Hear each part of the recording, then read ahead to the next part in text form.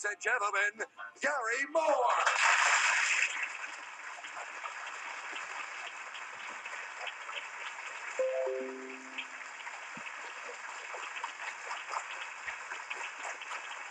Thank you. Thank you very much. And welcome to another edition of To Tell the Truth. Very, very glad to have you with us. And as you can see, I am not unaccompanied. Would you tell our audience what your name is, please? Leroy Ross. Leroy Ross. Now, as you can see, Leroy is riding. Leroy, what's the name of that thing you're riding? Unicycle. A unicycle, huh? Well, now, we've all seen unicycles at one time or another, but obviously he does something rather extraordinary from it. Leroy, what do you do that's different? Play basketball. You play basketball on one of them? Yes. Well, I want to tell you, oh, you're out here. I want to tell you that you got to see this, and you're going to see it in just a minute. I was Leroy. And you're going to see it in just a minute as soon as we've met our somewhat dizzy panel here on To Tell the Truth.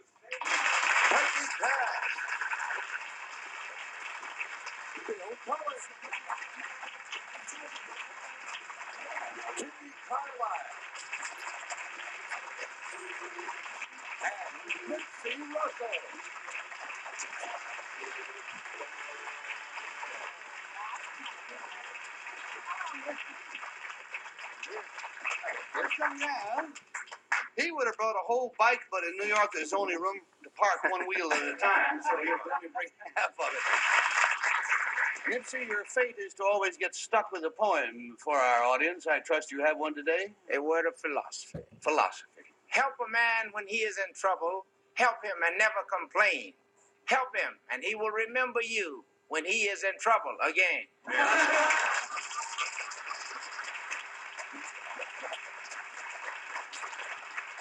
I right? On the nose. Absolutely on the nose.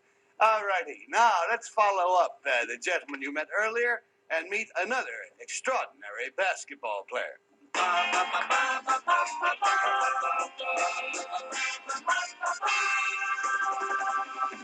Number 1, what is your name, please? My name is Charles King. Number 2. My name is Charles King. Number 3. My name is Charles King. And, of course, the way the game is played is two of them are not telling the truth.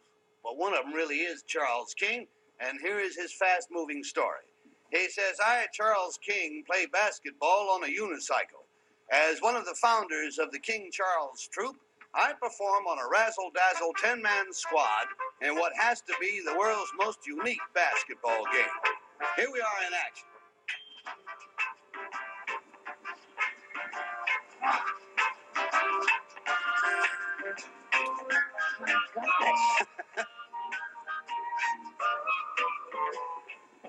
As the story continues, it says, touring with Ringling Brothers and Barnum and Bailey Circus, we perform at high schools, poverty program centers, and other social institutions.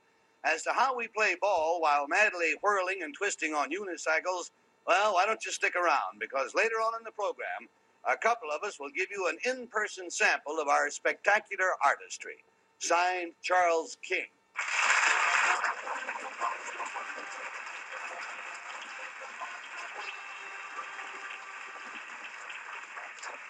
And while they make themselves comfortable on the chairs over there, we're going to check with our sponsor, see what he's got in mind, and be right back. We have across from us three accomplished gentlemen, all claiming to be Charles King, the leader of a unicycling basketball team. And I think only right that we start with our esteemed sports specialist, Kitty Carlisle. Well, I'm glad you asked me first because I am indeed a bicycle rider. And so I'd like to ask some very searching questions. Number 3. How many wheels are there on a bicycle? Are your pedals locked to the wheel as they are on an ordinary bike, or are they free-floating, so to speak? Can you coast? Well, no, you can't coast on it. You can't coast on it. The wheels. They are the locked pedal in. turn, yeah. And number 2, were you a basketball player first, or were you a cyclist first? I was a cyclist first. And you, number 1? Cyclist first. I see. And number 3, how did you come to this? By the way, did I see you fall off? One of you fall off the bike when you were trying to put the ball in the basket? You didn't see me fall off, though. Did I see number 2? Did I see someone fall off? I hope not, but you could have. Number 1, is that considered a penalty in your game? Yes, it is. What happens? What do you lose if you fall When you off? lose the person that fell off.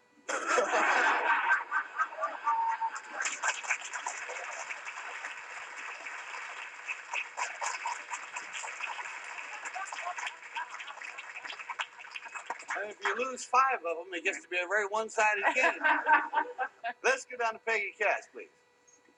Oh, I'm sorry, Nipsey. This way. Beg your pardon, friend. Yeah. Number 1, when your organization first came into existence, they went on a television show, a talk show. Which one was it? It was I've Got a Secret. I've got. And then we went on Johnny Carson. I see. Number 2, what constitutes a double dribble in your game? Just like, when you're playing regulation basketball, you take the ball and with both hands, you're in trouble. Yeah. Same thing as a regular basketball game. You can only dribble with one hand. I see. Number 3, at one time, one of the members of your group came to my hotel and asked me about getting him on a show. Do you remember what hotel it was? No, I don't. The fellow who was doing the publicity for your group, not one of the players. That came to see about getting us on a About TV getting- program? Right. No, I don't, but I remember. All right, let's go down to Peggy Cass. Number 1, what's a pick? A pick? Yeah. I really don't know. Oh, okay. Number 2, are you bunched up into? I mean, do you have regular guards and forwards the way they do in professional basketball? Exactly. Thank you. Number 3, do you play other teams? I mean, is there a UBA, Unicycle Basketball Association? No, not yet. Okay. But we play each other. Thank you. Well, number 1, what other teams do you play? Just your team has 10 guys? Right. In the circus, there's 10 of us. In the circus, we play each other. And during rehearsals or in breaks, we play high schools and different organizations for benefits. Okay, well, number 2, if a guy has 5 personal fouls, who comes in to play for him when he's out, or don't you get 5 personal fouls? You get 5 personal fouls, but you have to remember that it would be like an exhibition game, more like the Harlem Globetrotters style. I see. Okay, number 3, what's a hook shot? Well, that's when you. I missed it. You got to do it again. 2 points. You weren't watching? It's when you. Yeah, like that. Same as Lawrence Welk. Bill? Hookshot made a nice noise. Number 3, how many? You mentioned that when you're at the circus, you play among yourselves, and you play other teams when you're on tour. How many unicycle basketball teams are there in the country? Well, we don't play other teams. Like, we play among ourselves when we do these exhibitions at high schools and different poverty centers and things like that. As far as I know, there's a lot of little groups that are coming along, but nothing like us. We are the kings, that's all. Yeah, the King Charles. No, number 1, is it true that there are groups springing up and other teams that do play on unicycles? Yes, there is. And where mostly do you find these? In the Midwest? There's a lot, and there's 2 in Pittsburgh, and 1 in Syracuse. I came from Pittsburgh. That explains that. Number 2, what's an it? All right, there goes a little ding-dong. Friends, I reluctantly cut off your questioning. It's time now for us to vote. Who do we think it is? Number 1, or number 2, or number 3? This is an important message. We pay $50 for each wrong guess. We pay $500 if nobody comes up with the right Charles King. And Kitty starts, please. Well, I think it's a very amusing idea, and I'll bet it's fun to watch. So I voted for number 1 because he's an amusing guy. All righty, good enough. We got a 1 showing. And I was about to go with number 1 too, but if I remember correctly, their first TV appearance was on the Merv Griffin show. I happened to be there that night, so I went for number 2 because I just don't remember number 3 at all. all righty, you got 1 and a 2, and Peggy showing. Well, number 1 may be amusing, but if he doesn't know the pick, I don't think he knows how to play basketball. And I don't know. I have a feeling it's number 3. Number 2 seems more of a businessman than a basketball player. All right, you got them all down the line. Everybody's got 1. Bill Cullen, somebody's going to have 2. Yeah, number 1 had a little trouble with a pick, and number 2 had trouble with a double dribble. I have trouble with a double dribble too, but I voted for number 3. All righty, 3 has the majority. The votes are in. Will the real Charles King please stand up? Nipsey's got it.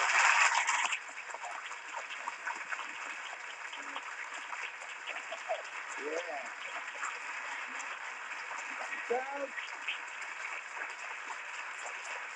while we find out about your two imposters, why don't you go backstage and get your equipment lined up and get Leroy, and he's going to give us an exhibition of how this thing is done.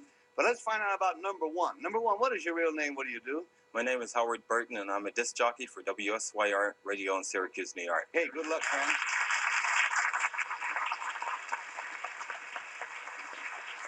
And number three, tell us about you. My name is Woody Henderson. I'm a comedian from Chicago with the Electric Crazy People and a fashion model with Black Beauty in New York. Ah, that's perfect.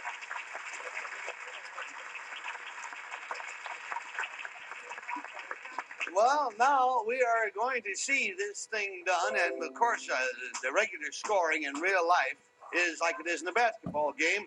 But in this case, what we're going to do is the first fella to score a goal is the winner of the game. Leroy Ross hips. 1 point takes the game. See him dribble away from him. And they must shoot while on the unicycle. Doesn't count. He's disqualified, but we got to keep him on anyhow. Else it'd just be Leroy all by himself. Here comes Leroy out of the wing.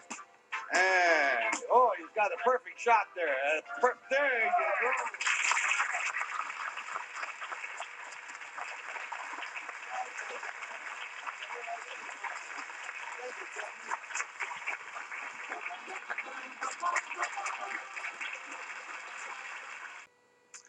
Now let's say hello to our Dracula devotee.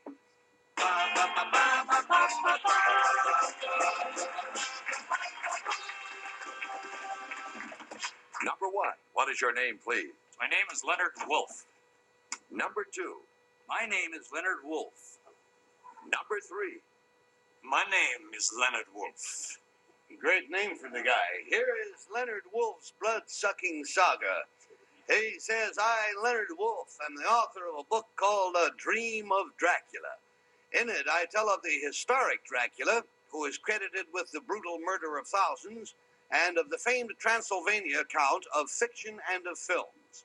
I'm interested in Dracula as more than a rousing horror tale. To me, he symbolizes the darkest reaches of the human experience.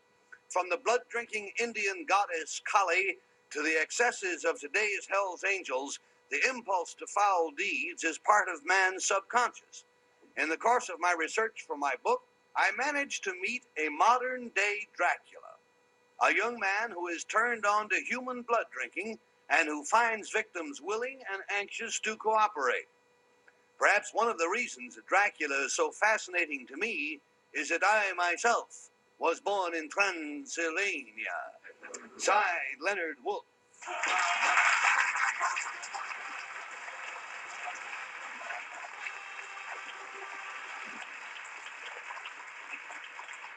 And I don't want to tip anything off, but after this spot is over, the real one has got a demonstration for Kitty and for Peggy that you wouldn't believe.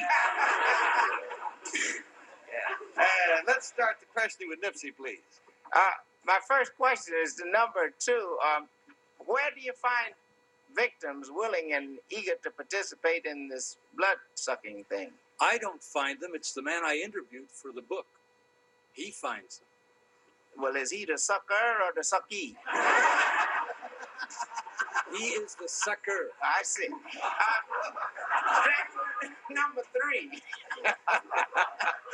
Great. What religion is Dracula? I've noticed in the films I've seen, they've always confronted him with a crucifix, and this has more or less been his undoing. He is a citizen of the world. Of the world. Is still number three. Is Transylvania a country or a concept? It's a part of a country. What's the country? Part of Romania. I see. Number one. Thank you, Nipsey. Great question. Let's go down to Peggy. Now, listen, fellas, about this demonstration, it's okay for Kitty, but I'm anemic. You wouldn't like me. Okay, now, number one, by the dark reaches of the mind or the soul or whatever, do you mean the id? Yes, we do. And who was it that really discovered the id? The id was discovered in 1831. By whom?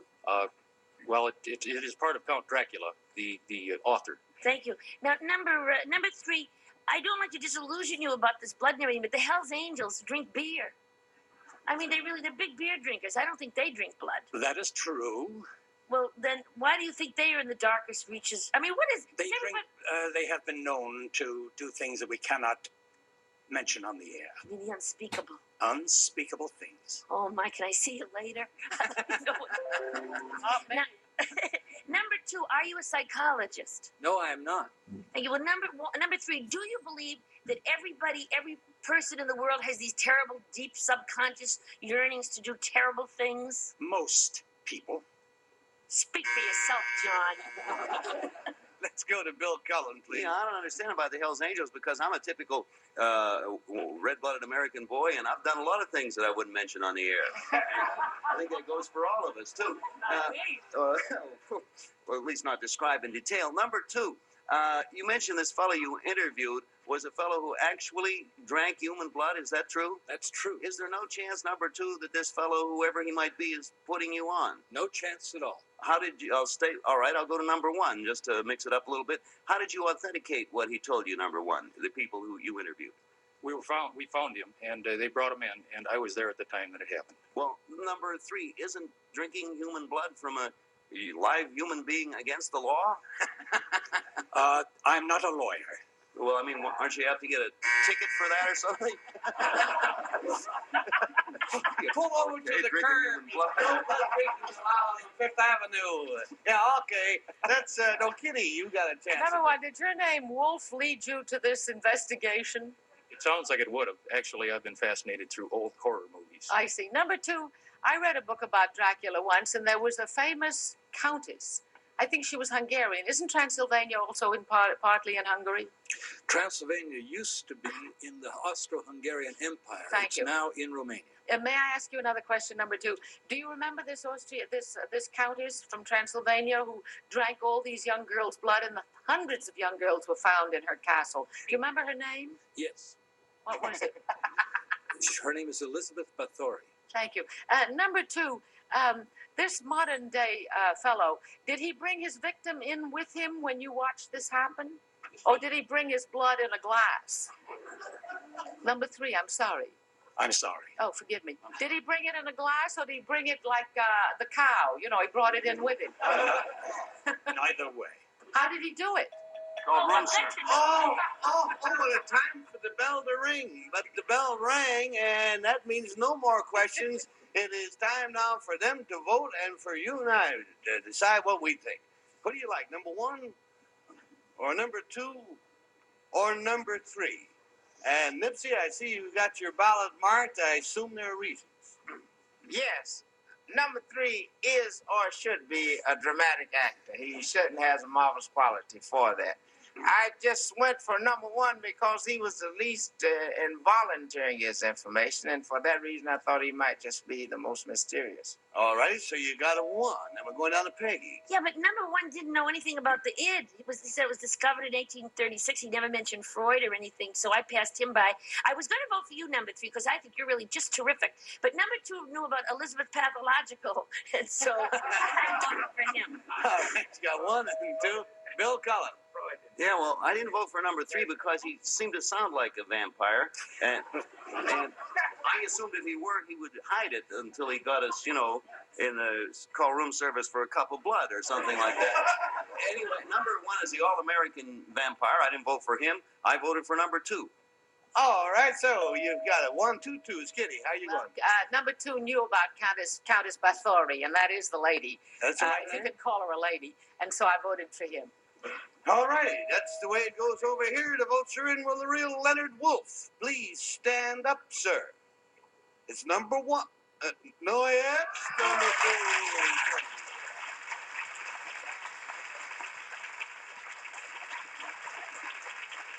Good shot. Good shot. Let's find out about who our friends are. Number 1, what is your real name, please? So what do you do? I'm John Swenis with Swenis Heating Advertising, Osseo, Minnesota. Good to have you here.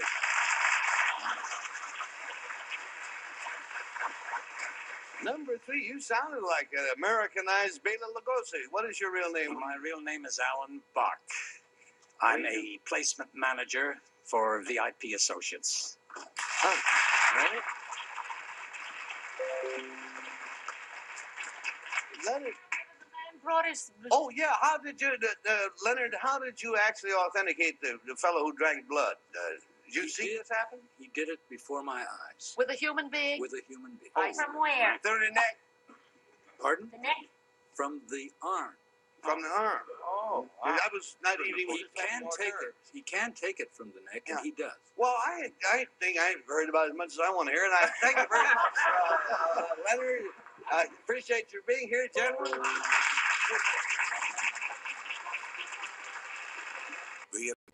And so, speaking on behalf of the panel and of the King Charles Trio and of Count Dracula, we bid you a fond farewell. We'll see you again.